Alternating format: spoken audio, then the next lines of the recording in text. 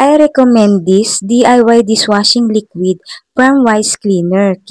Makakamura ka dito kasi nakaset. Meron na siyang kasamang mga patch at meron ding sticker. So, ang ginawa ko dito is yung 3 liters muna ang inuna ko kasi meron din silang 16 liters. Ang flavor ng mga to is calamansi at lemon. Yung lemon muna ang inuna ko. So, 3 liter muna ang ginawa ko kasi gagawin ko siyang personal use. Pwede rin siyang pambenta mga mi, makakatipid ka dito. At saka yung mga nakikita nating mga dishwashing liquid sa labas, yun din siya, parehang-pareha lang. Mabango din siya, mabula, at saka napaka super sticky niya. So, hinalo-halo muna namin ng anak ko. At eto na siya nung makalipas ng 3 oras. Ayan na siya, medyo nawawala na yung bula, 'di ba? Tapos maya-maya isinalin ko na 'yan. Buti na lang nakahanap ako ng imbudo dito sa bahay kasi ang tagal na 'tong nakatago.